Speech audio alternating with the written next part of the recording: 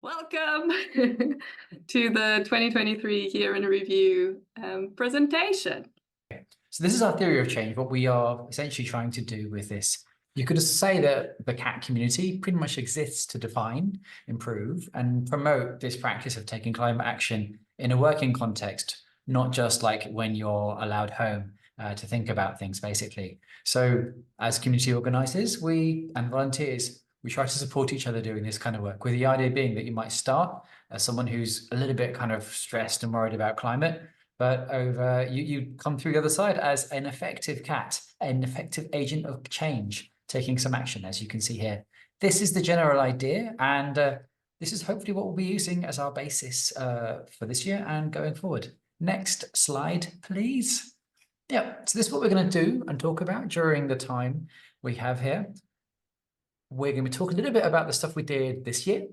We're going to share a few of the pause, which I believe this was a amusing backronym for basically like things that went. What was it? What was the actual acronym again, Sandra? Do you remember? It's on the slide. It's projects, actions, wins, and stuff we learned. Yeah, that's what it was. Yeah, we had to find a way to kind of fit pause into there. And then we'll talk about some of the things we want to do in 2024 as we come to a close here. All right, then. So let's talk about 2023. Go to the next slide, please. All right. So these are last year or beginning of this year. This is what we wanted to actually be doing. We wanted to basically make it to kind of delegate access and delegate responsibility within CAT from a smaller group to a large group of people. And we now got a bunch more volunteers than we had. But one thing we're looking to be doing is basically get some more people in kind of leadership positions to help work with other volunteers to kind of spread some of that load somewhat. All right. Right now, we basically have an organizing team, which is myself, Melissa, Heather, and Sandra. And this is very, very strange, but I guess maybe we might say we might need some more guys in a tech thing, which is almost unheard of, basically. So we do have that, but there is this idea that we are looking for people to step forward so we can have a kind of larger group of people involved. The thing that another goal we had this year was to basically develop a model for funding the kind of work we would like to see more of inside CAT. And we called this the CAT mini grants. The idea was that we would allocate some of the money that gets donated each month or on an annual basis by various members to fund projects that would help other cats. And we've kicked it off, and we've got the first one in progress, and we just had our recent review of some of the other ones coming through that we'll be announcing in the coming weeks. Finally, we've been looking to set up a community interest company in the UK, and we've now got that set up. So we legally exist as CAT KIC. However, the thing we want to do now is get an advisory board so we can have a kind of nicer, more structured governance structure for us. All right, let's dive into what this means actually. So in the UK, we set up a community interest company, and the reason we want to do that was to have an entity that is able to basically pay for things, but also receive funding for some of the activities that we do, so that we can provide a bit more support for people. And as you can see here, we currently have the organizers listed as a board of directors. And we're looking to open this governance structure up somewhat so we can have something which gets more input from other cats around the world rather than it being quite focused the way it is basically. But this is what we're looking to do. So next one, cat projects. Yeah. I want to just draw attention to some things we have going on. And I'll give you an example of one of them that we might be talking about, which was EcoWeb. Oh, so we have the mini grants first. Oh, the mini grants. Sorry, yeah, the mini grants. So I've spoken a little bit about this. We expect to be doing more of this on a quarterly basis to tell people about the kind of work we have going on. And there'll be a blog post coming out to show this. I'll give you a sneak peek that right now, the work that's taking place right now is basically a piece of a survey and a piece of research across the entire technology sector about what drives people who work in technology who think about climate. So it's not labeled as a kind of cat thing, but it's labeled as some research so that we can basically have a wider data set to show that technologists like us care about climate to contribute to the kind of I guess, the public good and some of the kind of the data points people use when they're making cases at work, for example. Okay, this is another project we had going on, which was EcoWeb. So the thing we were looking to do is get people who work as developers, who create websites, to basically look at a set of existing websites and kind of draw attention to the idea that, yes, there's a need for sustainable digital practices, but this is also one way that you can essentially, your awareness of climate can manifest in your professional work. So as you can see, we're about appear to be 400 sites or 500 through. So this is actually pretty good progress going on. And I think at this rate, we'll have something ready in the coming months, basically. You can see what's going to be happening next inside this. And as you can tell, we've got a decent set of cats working on this in various places. I believe this is still open if people do want to contribute to this. And as you can see, the next step is, once we've got this data together, is actually survey some of these organizations for richer information about this. All right, should we look at the next one now? The next one is Branch Magazine, which is something which is probably a bit closer for me, because I work at the Green Web Foundation, where we've been quite involved in some of the editorial and setting this up in the first place.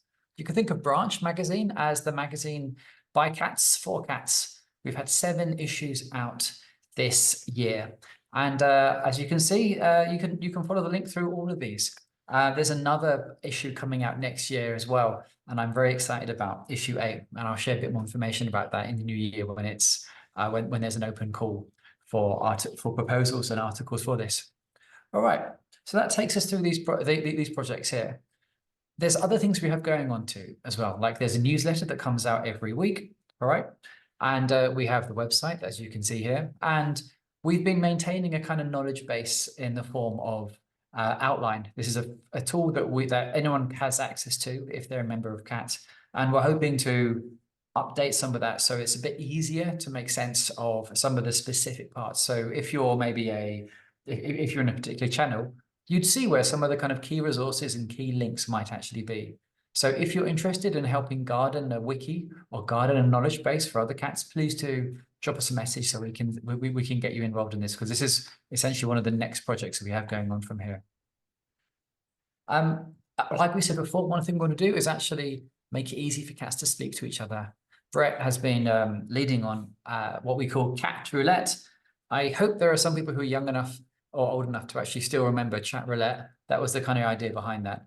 But the most recent thing we're doing now is actually working on a directory to make it easier to see which other cats you might be linked up with, or find a bit more about other cats. And as you can see, we've run a number of online events. So these include things like watch parties, where you might basically sit down with other cats to see a video that may be of interest to you, or even the book clubs. And I think you've had the link to this deck shared. You can see some of the stuff we spoke about. I think I won't talk in too much detail about that, but there are future ones coming up for that. And then finally, we've had a collaboration with Work on Climate, which is another online community.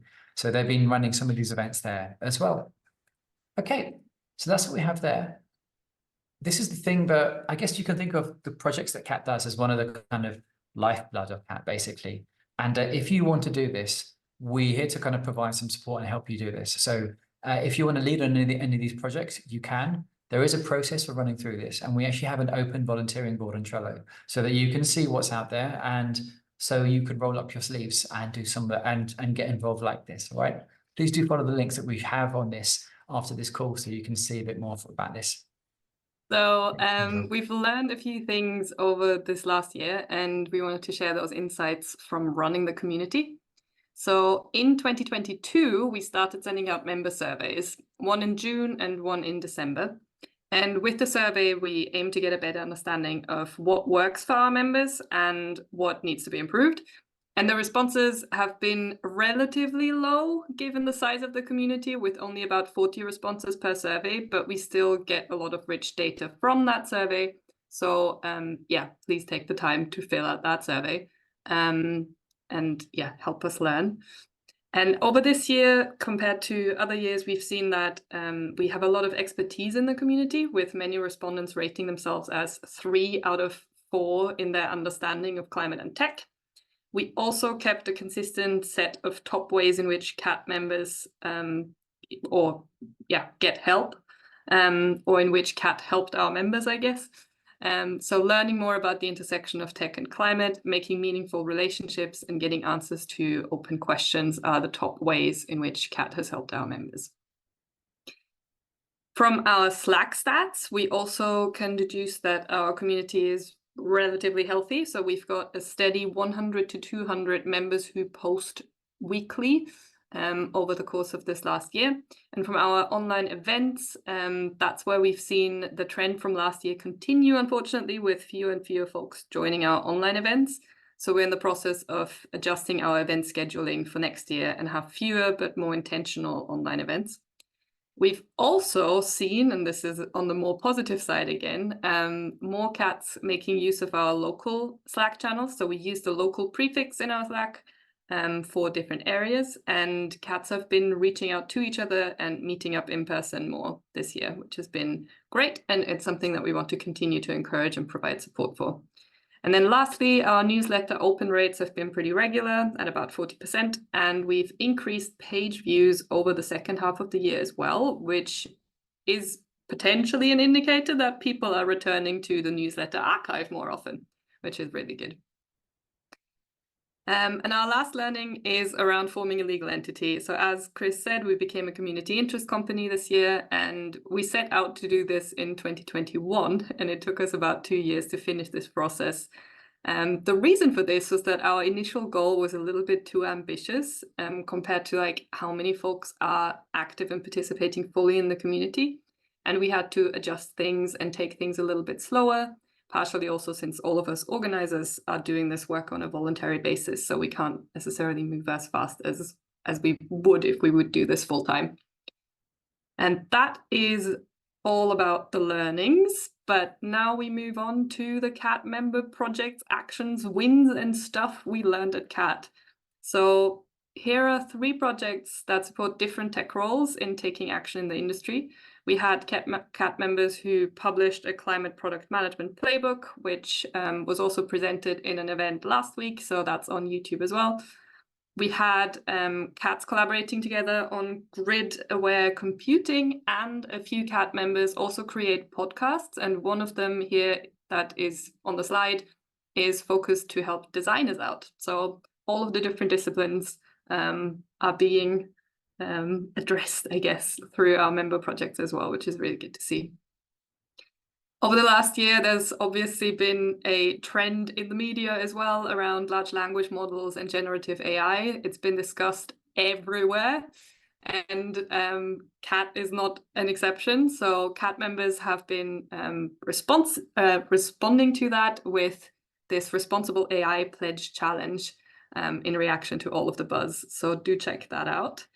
And then lastly, one project that we wanted to highlight from our member survey deck as well is this one, because other than taking action in the wider industry, there's also a very important other type of action that CAT members are taking around the globe, which is taking action at work. And this is why we exist. So this example is taking learnings from the CAT community and using those learnings to help create a carbon footprint report for a digital agency, which was really, really good to see.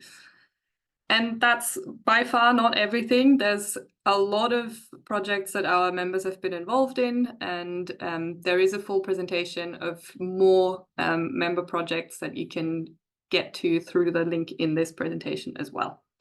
So that was all about last year, and now we're looking into the future.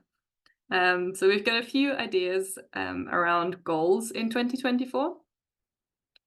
With our CAT structure, we are in a slightly awkward phase where we're slowly moving from a very small informal group to a more bureaucratic organization.